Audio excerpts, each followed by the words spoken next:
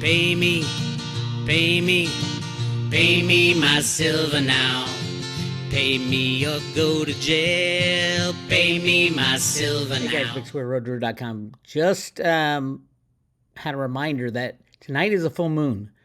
We all know that the moon is very symbiotic with silver. This new moon is called the pink moon. It signifies the little buds poking their heads out from the ground as we move into warmer weather. And the pink moon is symbolic of growth and stretching those things that have long been sleeping. What do you think? Did I stretch that one a little too far? I do have some more information on the silver, though. But I'm really excited. So, yeah, we've been through, this will be our fourth full moon this year, 2023. The wolf moon, the snow moon, the worm moon, and this is the pink moon. Yeah, there's a lot of shit. We're going to go through a lot of silver growth in the next days, weeks, months. Of course, it's still rigged on the COMEX, 100%. The large commercials are shorting right now to slow the price down. We saw it, yesterday it jumped $1, and today it's not moving at all. But they're still trading, 500 million ounces. Half of all silver that's mined is traded on the COMEX, this criminal exchange that's allowed by the U.S. government because it helps control the value of the dollar. So we're still dealing with that, but there are some huge cracks, kinks in the armor. For example, just yesterday, there was a exchange for physical, which is how they get out of delivering silver on the COMEX. They move it over to the LBMA, which is an association. It's not open to the public, really. So they can make deliveries there, and it won't get the full view of the world because it's hidden. But this was a monster. It was over 17 million ounces just yesterday. Got exchanged for physical over into the LBMA. And our friend Harvey Organ over there at harveyorganblog.com, he keeps track of all the exchange for physicals. And yesterday he was all excited. He said contracts, 1,373 contracts issued for May, which exited out of the silver COMEX to London. We have a good initial silver outstanding for April. He was all excited about the 1,300. And so today, after he sees what happened yesterday of over double that, we're looking at a monster month. Now, the last time we had a monster month was March, which was the all-time record of 207 million ounces of exchange for physical. So 277 million ounces of COMEX contracts that, because they don't want to show you it, they transferred it to London for the delivery. I think we're going to break that record this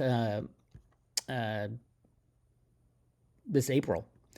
And we're looking at right now, so there was 12.26, so it's another 17. So we're already at about 30 million ounces, and only 3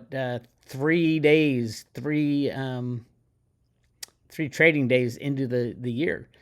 30 million ounces, into the month. There's about 20 trading days in the month. And that's, let's see, so we're 3 in times 7. So that would put us at 280 million, 300 million ounces might be delivered. Remember, these numbers are so incredibly off the wall.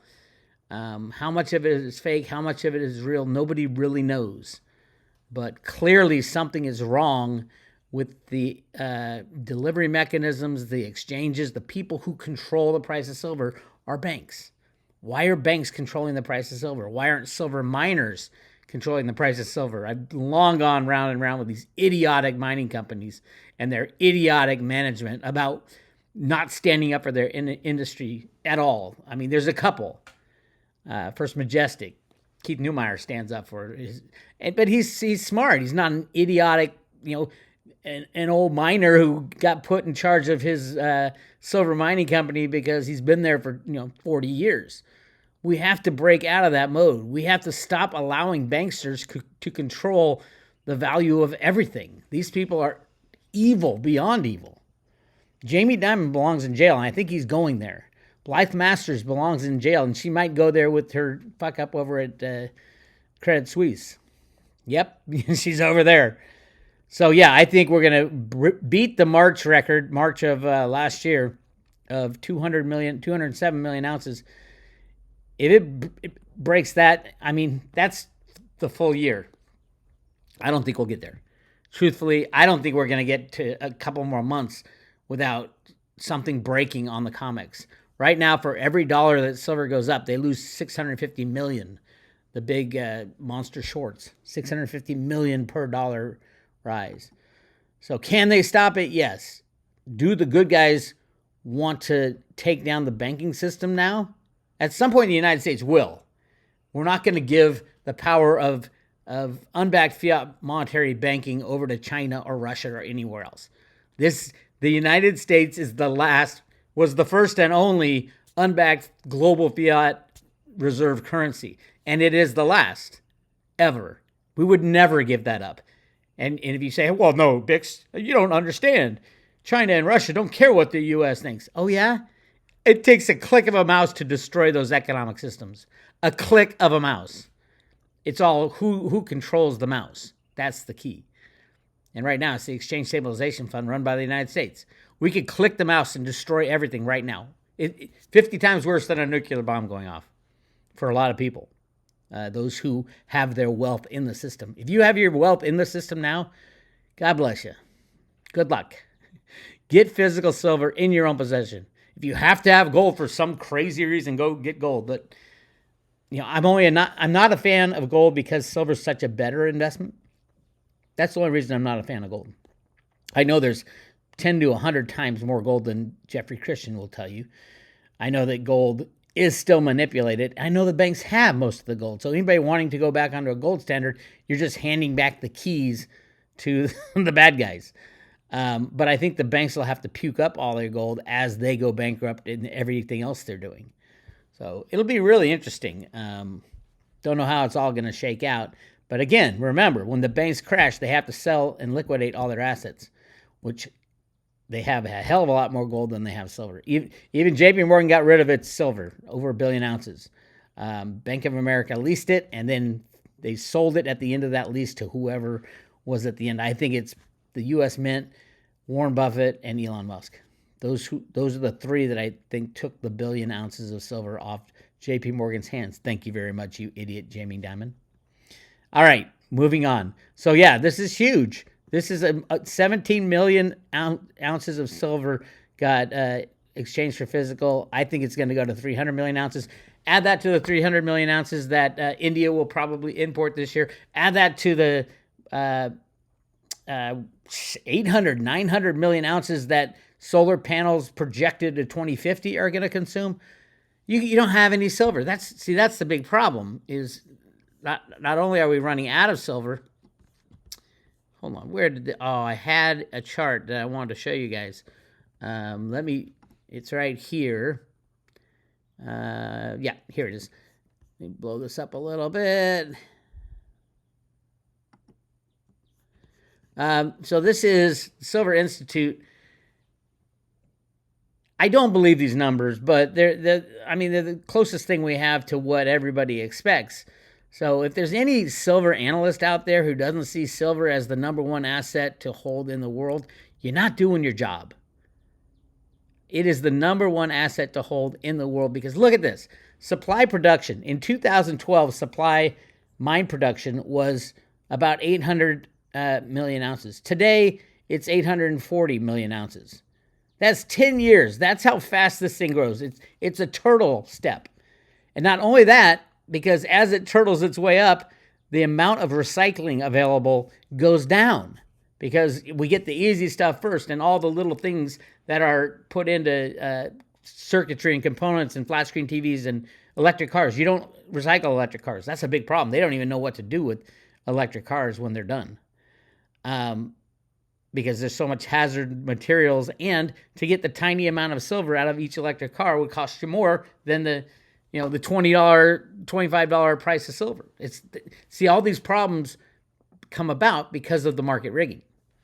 So every year recycling goes down. So in 2012, there was 208 million ounces that they got from recycling. And 2022, it was only 180. So as mine production goes up little by little, as they find new mines and they spend all the money, time, and effort getting it out of the ground, the recycling goes down and down. So it's pretty much flat. In 2012, the total supply of silver was 1 billion ounces, 8 million. And in 2022, it was 30 million. So the supply isn't really changing, but the demand is going freaking crazy. Photovoltaics, solar panels, went from 55 million ounces in 2012 to 127 million ounces now. So you're having all this industrial demand doubling and tripling and quadrupling over time, but the supply is staying the same because it's not economical to mine silver these days. Silver's a byproduct metal for the most part. They're mining for copper, so they're going to get some silver out of there. All these disconnects from actual supply and demand are all attributed to price suppression. All these problems that shouldn't make sense. They shouldn't be happening. We shouldn't have a silver deficit because supply and demand is supposed to take care of that. But we do. And we have had a silver deficit for quite a while. Now, some people say it started in 2021 because that's the market balance. But that doesn't take into account all the exchange-traded products like SLV and CEF and all the silver that's traded on our financialized markets. If you include that silver, we go back to in 2019, the supply-demand deficit started.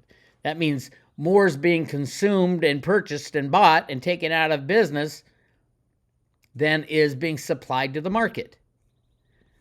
So in 2019, there was a deficit of 63 million ounces. 2020, 258 million ounces. 2021, 116 million ounces. 2022, 97 million ounces. And I think 2022 is a lie. You know why? They're not counting the 300 million ounces that India imported. Now, some of that might get, thrown into the mix with all this other stuff, but not really. This is insanity on steroids. Silver is going into the tens of thousands of dollars, not just, silver might make it over $30. How exciting. And it's not like they can open the floodgates and get all these silver mines. You can't. Yes, recycling will start to pick up because it'll be more cost effective at $1,000 to melt down a flat screen TV that got thrown away and try to get the silver out, the 1 ounce of silver out of it. I hope this makes sense to you guys. I hope you're telling all your friends and family, ditch every other asset on the planet and get yourself as much silver as possible, because 170 years of price suppression by these banks and criminal crooks is about to end. And they're going to cry foul. These guys are hoarding. Bullshit. You have distorted everything about silver. The supply, the demand, the industrial. All this industrial silver shouldn't be going into industrial. It shouldn't be there. It should be too expensive to use in a lot of the industrial applications. But because they've rigged the price so low for so long, we've gotten used to having cheap solar panels, having cheap flat screen TVs, having cheap cell phones, having cheap everything that has silver in it because of the market rigging. And there are people to blame. Absolutely. BlackRock, JP Morgan, Jamie Dimon, Blythe Masters, Bank of America, whoever was in charge of this crazy lease that they did, Rustin Benham, the head of the CFTC, Gary Gensler, who was the head of the CFTC when JP Morgan was rigging the market, Bart Chilton, who worked for Gary Gensler on the board, said we knew JP Morgan was rigging it, but a political decision was made not to stop them. That's your regulators. That's Gary Gensler, who is now attacking cryptocurrencies. He belongs in jail. He doesn't belong in government. I guess they all belong in jail, right? The whole world's so screwed up. That's why if you have money in SLV, the silver ETF, or CEF, all of that will go away. It's going to come down to what you have in your hands. When this system falls apart, what you have in your hands is all that matters. So get your physical silver today. I do think, and you can quote me on this. If we see silver starting to run, you can say, "Oh my God, it was that silver pink moon that really allowed silver to poke its head out of the manipulation ground, the dark, cold ground." And as things warm up, it's going to blossom, it's going to flourish, and then it's going to fly to the moon. There's no stopping the price of silver if the COMEX is freely traded. No naked shorting of silver. We want to know the fair market value of silver, the metal, not the derivative.